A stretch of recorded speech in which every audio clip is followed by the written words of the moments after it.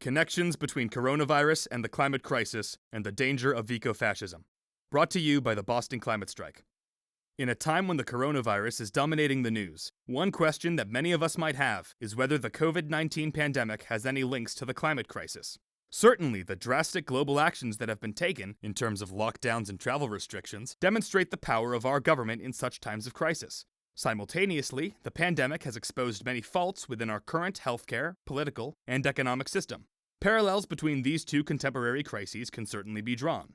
Both require a global-to-local response and long-term thinking. Both require a drastic shift in our behavior.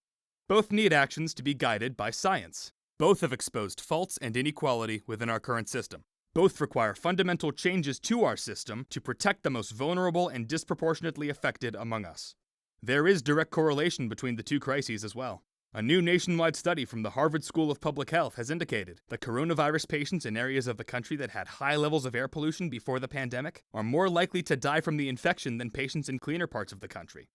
This study demonstrates the ability of air pollution, part of the climate crisis, to create vulnerabilities to other challenges. Climate change affects even coronavirus. But perhaps a more commonly seen link between the virus and climate change are the viral, but often fake, posts on social media. Viral tweets share stories about wild animals returning to urban settings while humans are stuck indoors. Others share graphs showing air pollution levels have lowered dramatically. Most, if not all, conclude that coronavirus is Earth's vaccine. We are the virus. Such minimizing or even encouraging human death and suffering, as long as it helps the environment, is an example of ecofascism. And it is dangerous.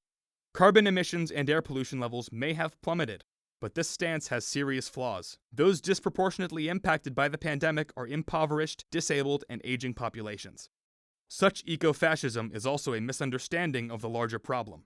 Coronavirus isn't a vaccine for the Earth. Instead, it's a disruption of the systems powering capitalism.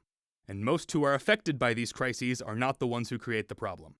With both COVID-19 and climate change affecting the well-being of ourselves and those we care about, these crises can be a great opportunity to create a common sense of humanity. We must focus our energy on making the world a better place for everyone to live in. Thanks for watching.